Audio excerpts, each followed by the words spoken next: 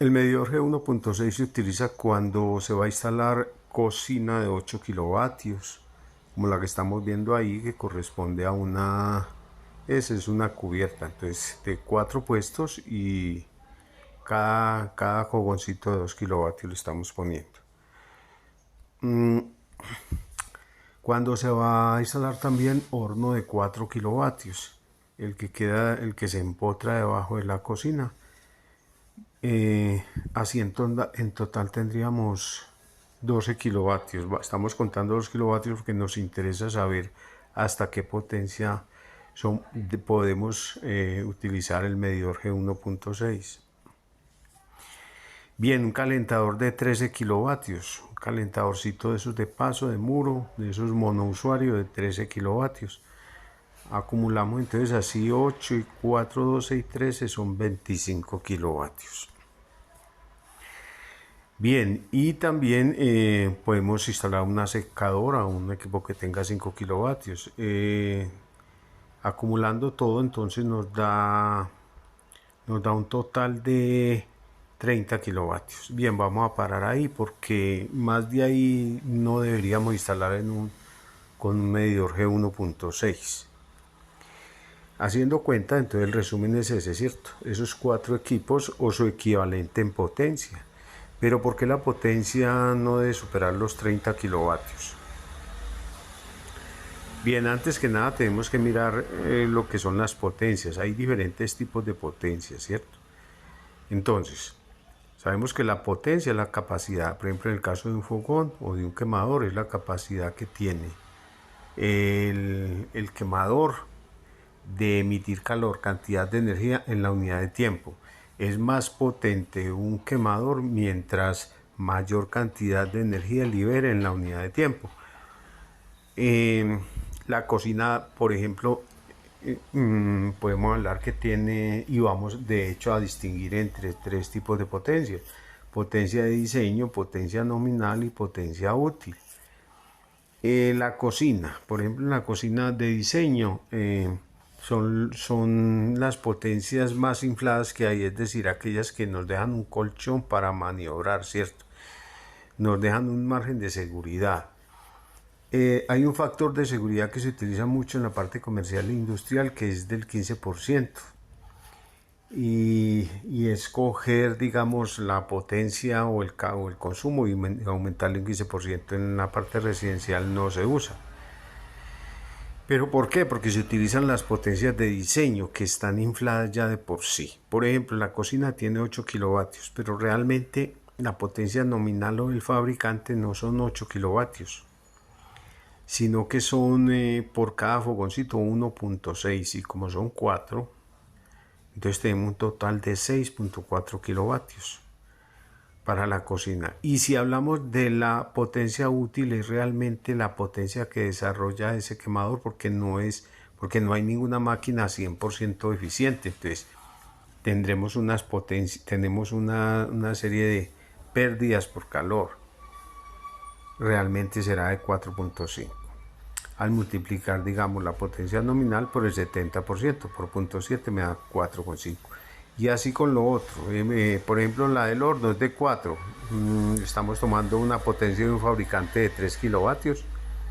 Y así tendremos una potencia útil, ¿cierto? De 2.1. Entonces, como lo que nos muestra en la tabla y lo que quiero expresar con la tabla es que existen unas potencias que se llaman potencias de diseño, que son potencias infladas, son potencias sobrevaloradas, llamémoslo así. Vale la pena distinguir, ya que estamos aquí, que esa es la potencia de diseño y esa es la que piden, digamos, las empresas distribuidoras, que se haga el cálculo con eso para tener un margen de seguridad.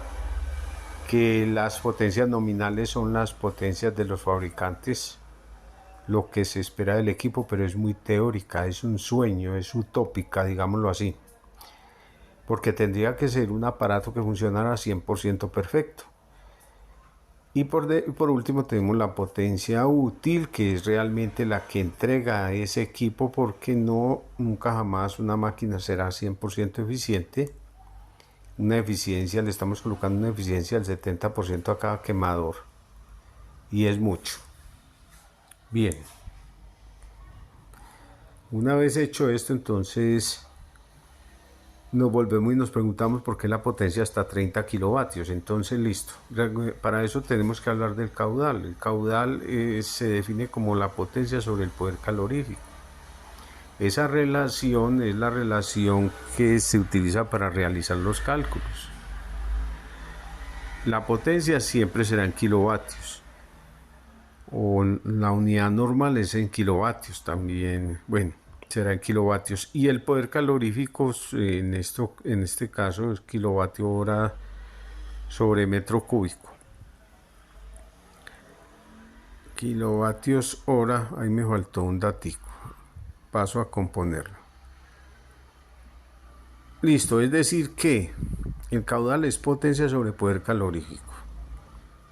Aquí ya lo tengo corregido. Observes entonces que caudal, vamos a aplicar los datos calculando Q y utilizando gas natural. Muy importante eso, porque recuerden que el poder calorífico de los gases varía dependiendo del gas. Por ejemplo, el del gas natural es 10,35 kilovatios hora sobre metro cúbico. Al hacer la división de los 30 kilovatios que tenemos y lo dividimos entre 10,35 kilovatios hora sobre metro cúbico, entonces estamos obteniendo un valor de 2,9. Si miramos las unidades, observamos que se cancelan los kilovatios con los kilovatios, están resaltados ahí de amarillo, y el metro cúbico pasa arriba.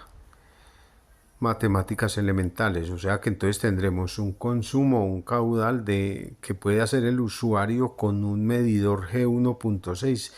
Puede consumir 2,9 metros o con 30 kilovatios instalados, lo que iría a consumir, si esos equipos estuvieran todos funcionando al mismo tiempo, sería 2,9 metros cúbicos cada hora. Recordemos que un metro cúbico son 1000 litros. Entonces, pero para poder responder por qué 30 kilovatios, entonces debemos comparar el caudal para 30 kilovatios con el caudal máximo que se obtiene por la ley de Graham. La ley de Graham dice que un gas liviano se difunde más rápido que un gas pesado. Esto tiene que ver con que no es lo mismo medir gas natural que GLP, y vamos a ver por qué. Entre dos gases, llamemos gas 1 y gas 2, con gravedades específicas G1 y G2, es más liviano aquel que tenga la gravedad específica menor. ¿Cómo así? ¿Qué es la gravedad específica? Es la relación de densidades. Es la relación de densidades, la densidad del gas con respecto a la densidad del aire. Eso es la gravedad específica.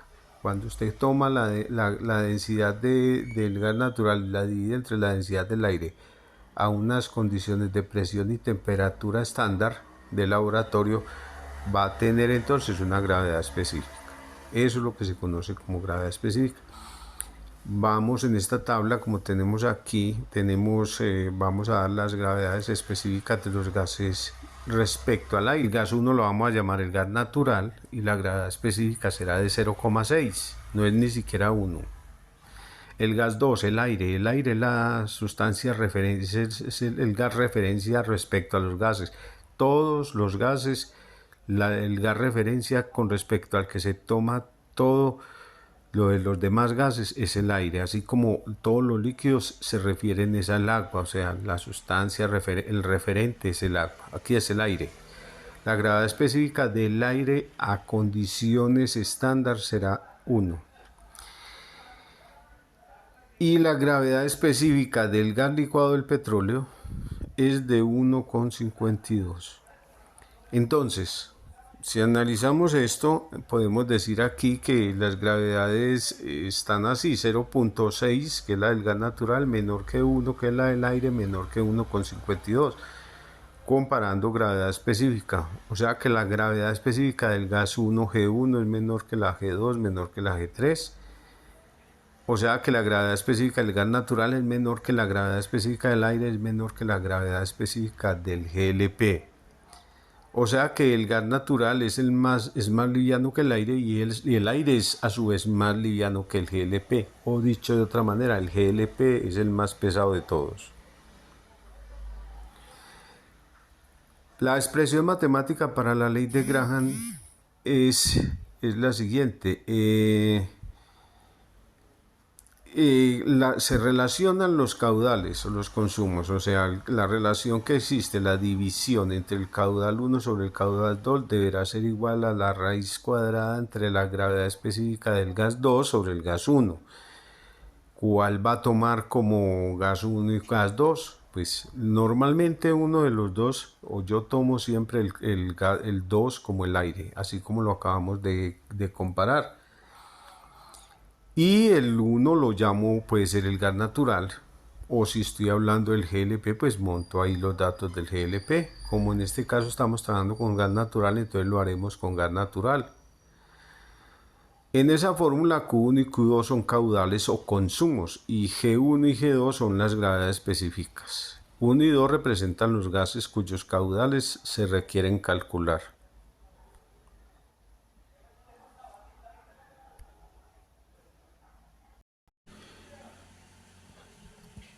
Conocemos que el medidor G1.6 es capaz de medir como máximo 2.5 metros cúbicos hora de aire a condiciones estándar. Entonces, eso es lo que nosotros tenemos que aplicar en la ley de Graham. ¿Qué datos tenemos? Entonces, el dato que desconocemos es Q1. Ese es el valor que nos daría, porque la ley de Graham nos dice que con base en lo máximo que es capaz de medir de aire un medidor tipo diafragma, o ese medidor que estamos analizando, el medidor G1.6, con base en la máxima capacidad que tiene para aire, encontrar la máxima capacidad para gas natural. Entonces vamos a encontrar la máxima capacidad para gas natural y la debemos comparar entonces con la capacidad que nos dio para 30 kilovatios. Muy bien, entonces vamos a llamar al gas 1 gas natural, como veníamos trabajando. El Q2 es 2.5 metros cúbicos hora. La gravedad específica del gas natural es 0.6 y la del aire es 1. Entonces ahí tenemos la relación, la ley de Graham. Podemos despejar Q1. Q2 que está dividiendo pasa al otro lado del igual a multiplicar. Bueno, al ingresar los datos, entonces tenemos que Q2 es 2.5 metros cúbicos hora. Sabemos que, y es importante que sea muy claro para nosotros, que la gravedad específica no tiene unidades. Recordemos que la gravedad específica es la división entre la densidad del gas y la densidad del aire. Al dividir densidad sobre densidad, las unidades se pierden. Entonces, gravedad específica del aire 1, gravedad específica del gas natural 0.6, hay que sacar la raíz de eso. Al hacer la operación matemática obtengo que esa raíz es 1.29 y al multiplicar eso por 2.5 obtengo 3.22 metros cúbicos hora. ¿Qué es ese valor? Ese valor es la máxima capacidad que tiene el medidor G1.6 de medir gas natural. Es lo máximo, más de ahí no puede.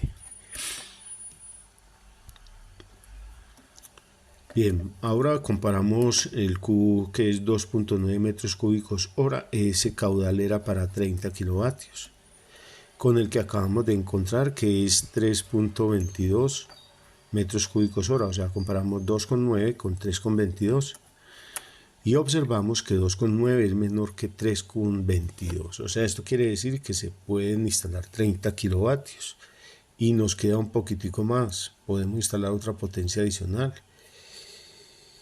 Inclusive la potencia puede ser un poco mayor, pero ¿cómo saber exactamente cuál es la potencia máxima? Entonces es sencillo, simplemente aplico la relación que vimos anteriormente, que es que el caudal o la capacidad, que el caudal o el consumo metros cúbicos hora es igual a la potencia sobre el poder calorífico. Simplemente despejo la potencia para obtener ese valor de potencia y poderla aplicar. Entonces al resolver, al despejar la potencia, me queda que potencia es igual a caudal por poder calorífico superior. El caudal que tenemos que utilizar, como vamos a hallar la potencia máxima y es gas natural, entonces tenemos que utilizar ese. La potencia sería el valor de ese caudal máximo, 3.22 metros cúbicos hora por 10.35